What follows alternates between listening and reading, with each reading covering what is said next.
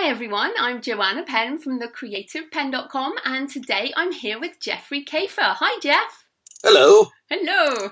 How are you? I'm great. So just a little introduction. So Jeffrey is a professional audiobook narrator and award-winning voiceover artist, and he recently narrated my first male character audiobook, One Day in New York, and he also runs the audiobook promotion site Audiobook Blast.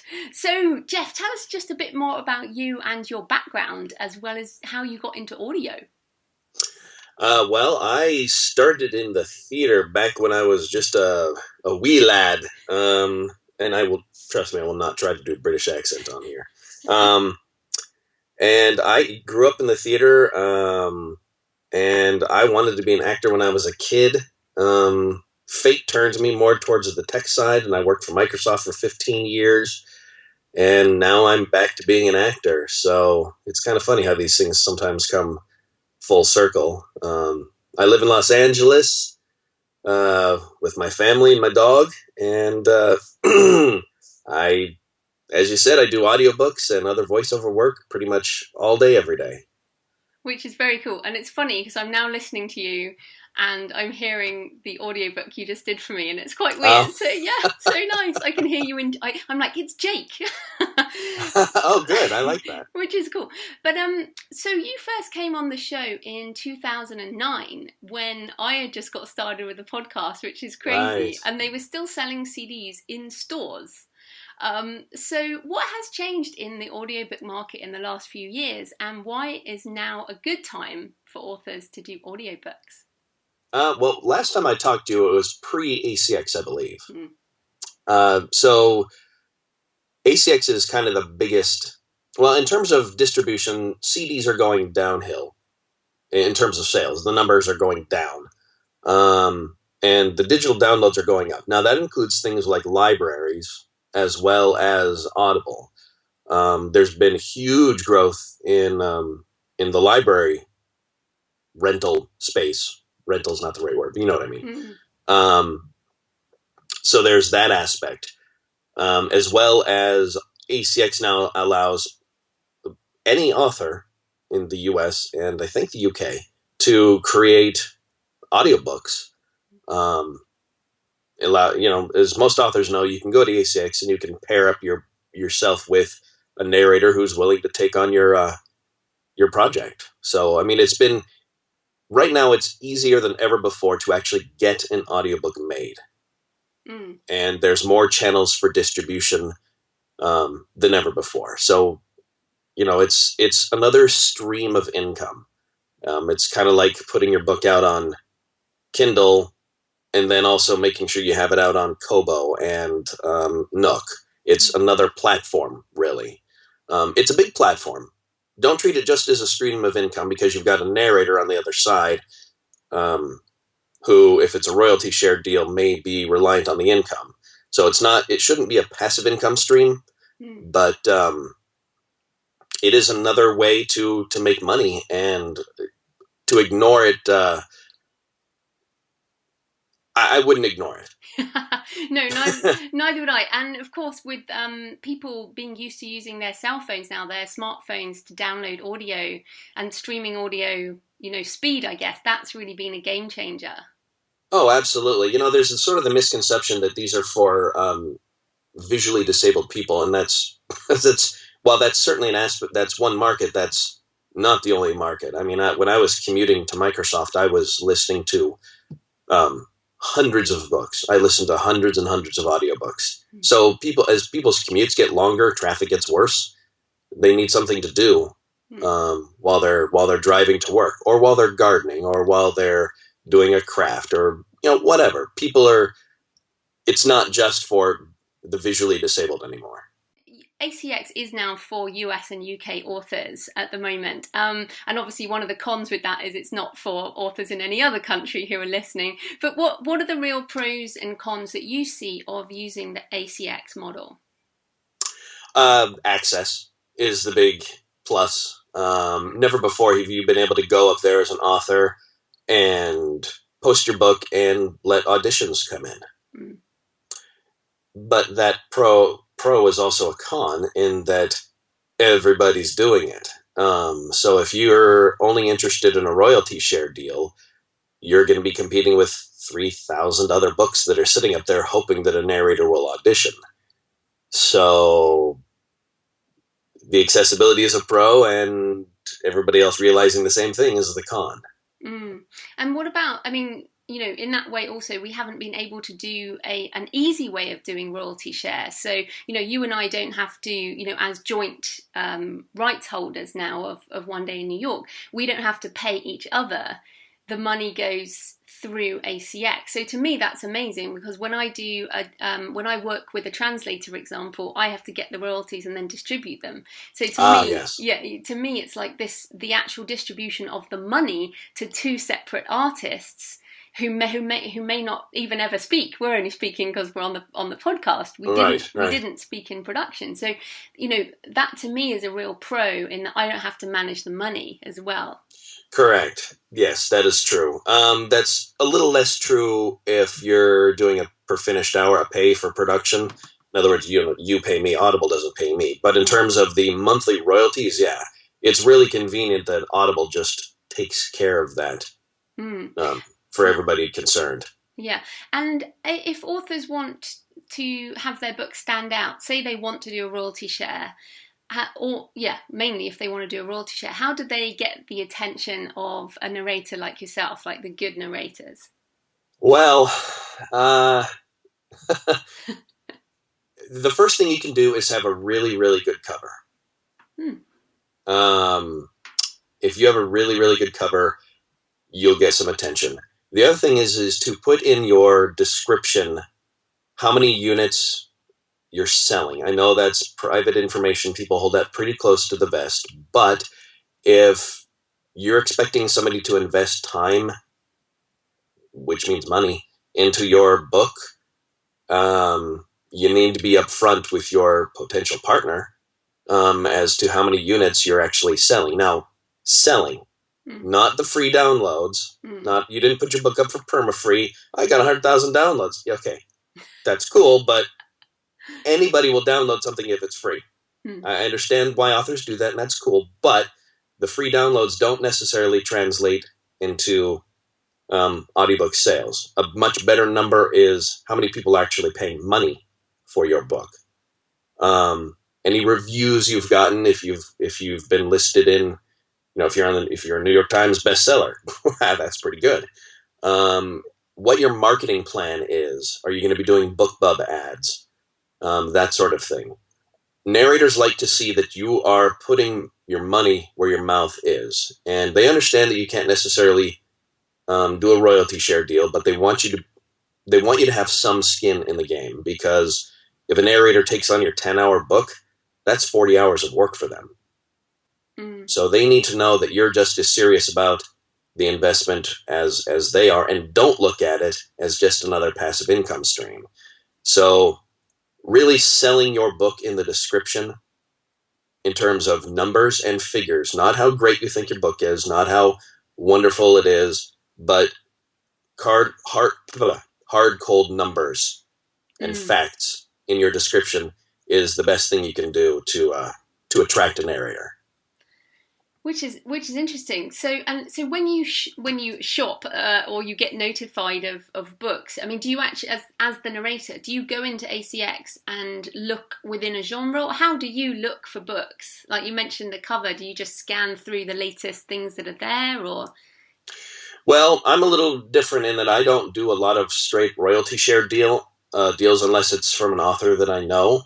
But the first thing a narrator will do is look at the per finished hour ones, because everybody wants to get paid first. Okay, so there's nothing there. Then they'll switch over to the stipend ones. Excuse me, and that's the second choice because that's at least $100 a finished hour. And the straight royalty share is the last thing they look at. And I think the default sorting on ACX is by posting date. So, the ones that are latest pop up to the top. And I think that's how people generally go through ACX. So You mentioned BookBub there, which is interesting because I did a BookBub recently for Stone of Fire and noticed we got 115 audiobook sales on the day of BookBub, and it was a perma free. And I thought, oh, that's great, but there's something now with the matching, isn't there? That's not necessarily so great. So tell us about that. A caveat to what I said before about don't necessarily count perma free is if you do a BookBub and you give your book away, people will still buy the audiobook, which is an odd phenomenon, sort of, but not really when you think about it, because the audiobook listener is very different, is a completely different animal. Audiobook listeners, and this was true of me, when I was listening to audiobooks, I wanted to listen to the audiobook. I don't want the ebook. Because I don't have time to sit and read. My commute is my reading time, quote unquote, reading time. So really what's happening, what you're seeing happen is the book is just getting eyeballs to Amazon, and then people are saying, oh, this looks interesting. I'm going to grab the audio. I have a credit from Audible. I'm just going to grab the audiobook version. I don't care that the ebook is free. I'll never read the ebook, but the audiobook sounds really cool, so I'm going to grab it. That's what you're seeing. You're just, in this case, a BookBub ad is just getting eyeballs to your Amazon listing, and people are buying the audiobook because that's their preferred format. But I think people are watching the BookBub ads as audiobook listeners anyway, because if once you own the ebook, you get the audiobook as bundled for a much cheaper price. Oh, the WhisperSync, yeah. Yeah, so that in itself, I mean, it's a much lower sale, but it's still, for example, if we get them in on book 1, they might make it all the way to book 7. Right. That is true. That is true. Now, keep in mind, the WhisperSync is a great deal for you as an author. It's not such a great deal for the narrator. Because remember, we don't get a piece of the ebook sale. We only get a piece of the $1.99 WhisperSync sale. So if it's, we get 40% of $1.99, that's, 60 cents? Yeah. So why don't more narrators, break WhisperSync on purpose? Authors have tried to break WhisperSync, and eventually they figure out ways so that you can't break WhisperSync. Narrators don't want to break WhisperSync because it's not our job. Our job is to actually follow the text 100%. And we know authors like WhisperSync. So it's a betting on the long-term game. If we get 100 sales or 150 sales of a WhisperSync, that level of volume is pretty good. So it's a numbers game. It's a volume game when we talk about WhisperSync. And we should probably explain. Do you want to just explain what WhisperSync is in case anyone doesn't know? WhisperSync is if you buy the ebook, you can get the audiobook for $1.99 or more sometimes.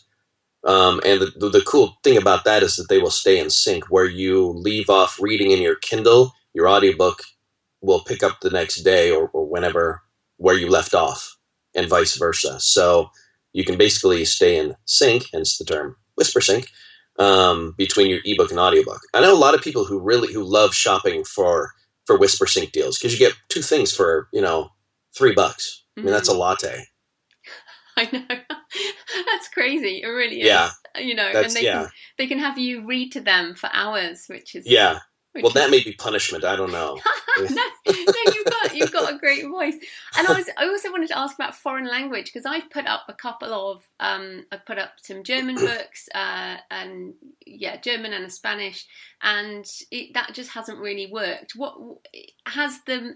because, there has been some people interested in, but the foreign language audiobook thing on ACX doesn't seem that big yet. Would that be your impression, or do you think it's changing? It's certainly growing. I mean, right now there are specific German and, I don't even know what other foreign languages there are that have specific Audible sites. I know there's Germany, UK, which isn't a foreign language, but it's not US. So I don't. Sorry. I'm sorry. My technology is ringing over here. We're just technology-tastic. Foreign markets are growing. It's not a market that I would necessarily try to tap into now. I would not release a German-only audiobook, just because the market is so, it's hard enough to do a US or an English book and get decent sales. I mean, that's a struggle in itself. I would not count on a German only book, as I guess you discovered as well. Oh, absolutely. And in the end, if they've sat up there, I think for 2 months without anybody auditioning, they just kind of say, okay, no one's interested, and they kind of archive your project. So right. Yeah, that's happened to all my translations, which is fair enough. I just don't think, as you say, I think it's very early for that. Right. Yeah. Right. And I'm not even sure how you would get in on the ground floor of something like that, other than just do it. But yeah, for now, I would focus on English. Yeah. The biggest problems, of course, we've mentioned BookBub, but that's difficult to get on. And for audiobooks, it's kind of even worse. Like right now, because we're in, I guess, early days, it's very hard to market audiobooks. So you have started Audiobook Blast. So first up, tell us about that. So I went to BookBub and some of these other ones, and I said, hey, I'd like to promote my audiobook with you. And they said, no. So I said, fine, I'll do it myself. So I created audiobookblast.com, and it's a little different from BookBub in that the current BookBub model doesn't really work with what I do. In other words, just flat out promoting your book doesn't work. What I do is I allow ACX authors to give away their 25 free codes to listeners who have said that they will they will listen and they will review the book. And that's really important because getting reviews on Audible is the number one thing we've heard that you can do to get the attention of the merchandising team at Audible. That team is responsible for putting books in promotions like buy one, get one free sale or summer reads or even, just or the Audible daily deal.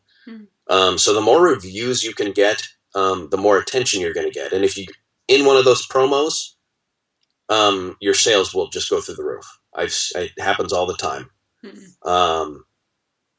So that's what audiobookblast.com does, is we allow you an avenue of a way to give books to prospective reviewers. And right now we've got about 1,300 people on the list. Not too bad after a few months of starting up.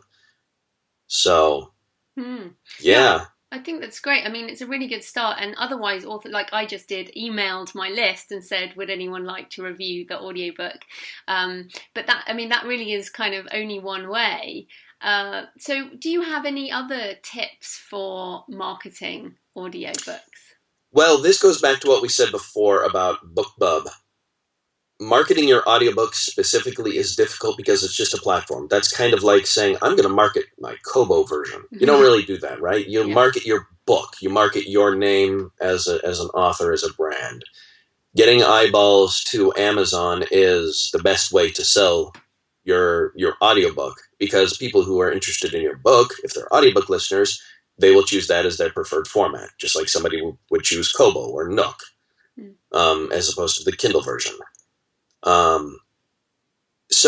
But Audiobook Blast is so cheap. It's $10 for a listing. And if you gift the book, as opposed to just giving away the code, as of this writing, as they say, you actually get paid for those copies you give away. So if you give away 10 copies of your book, you're going to get paid for those 10 copies. You'll easily make out the $10 that you paid me to list it. And if you don't give away at least 5 copies, if there's just no interest, I'll give you your money back.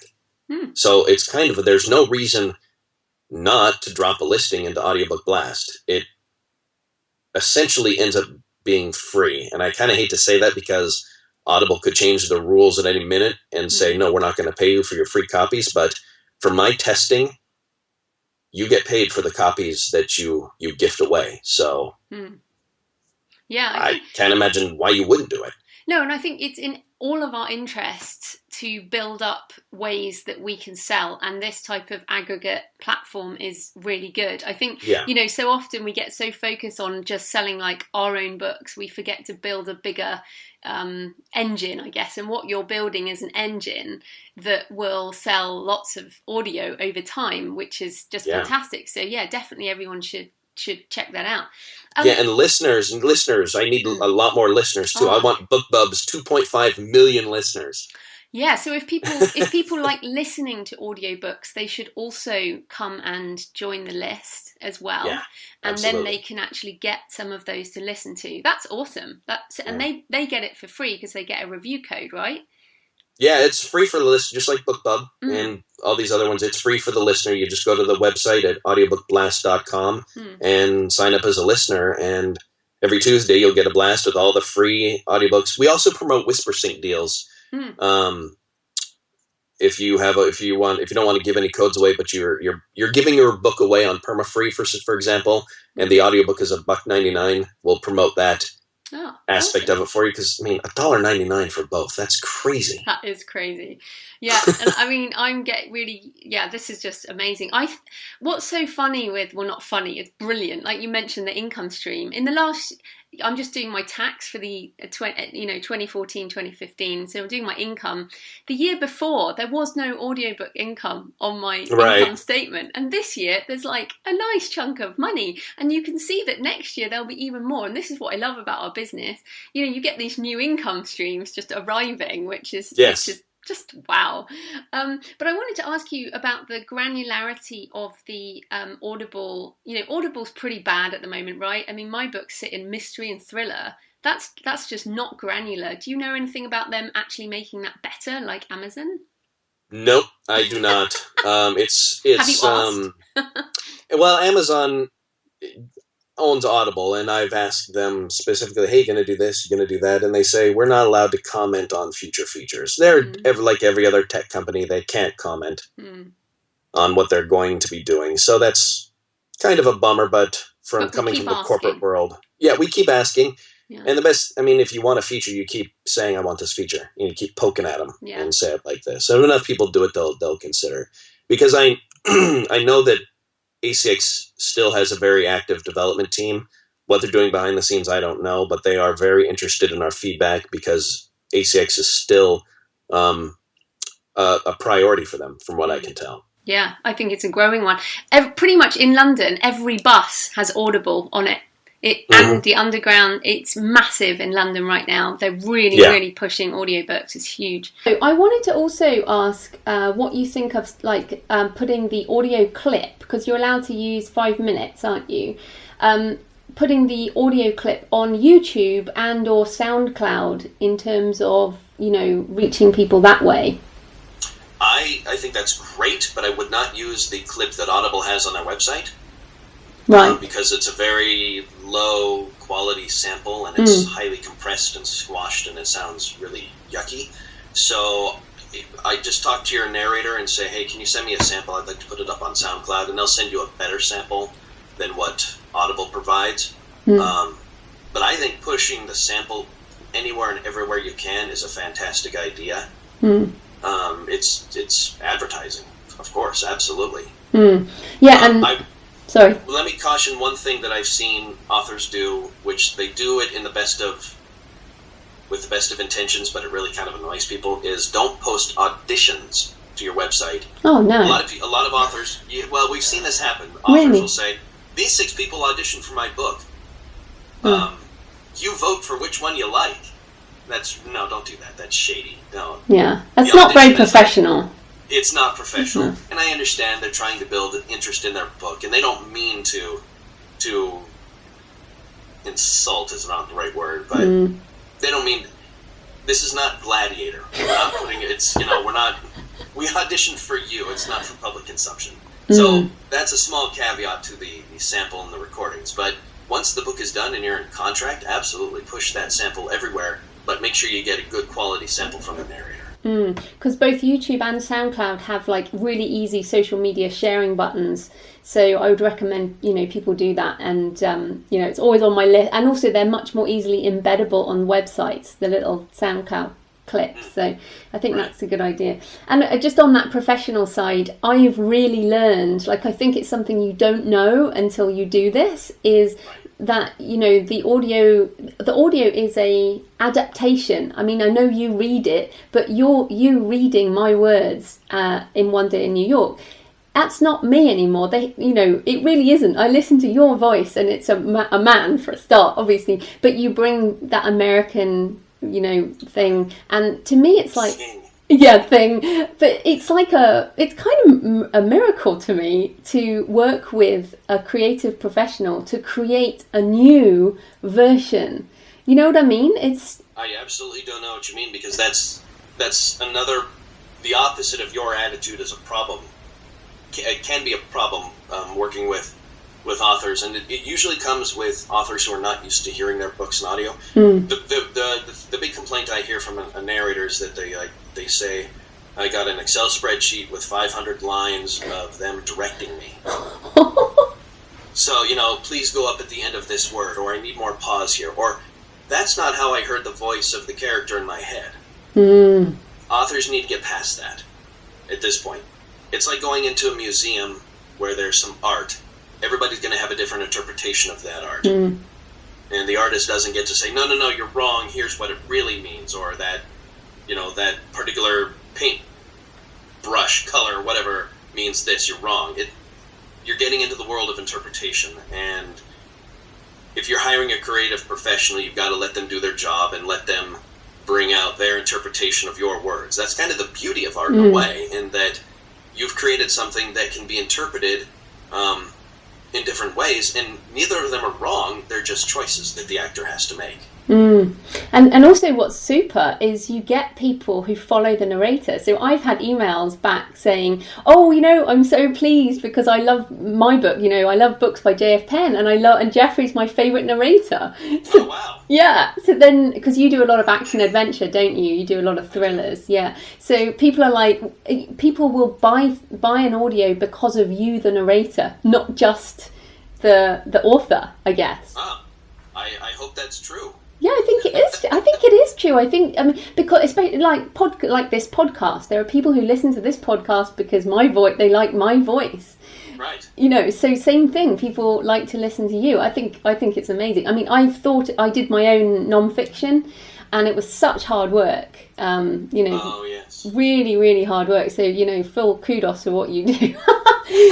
But anyway, I wanted to sort of talk briefly about the future. Like, what do you see? I mean, the big thing I see coming is Google Auto and Apple CarPlay coming in 2016 in every newly manufactured car, streaming audio, which to me is will be a game changer. What do you see anything else coming in terms of audiobooks, or where you see the future going, or even the next year?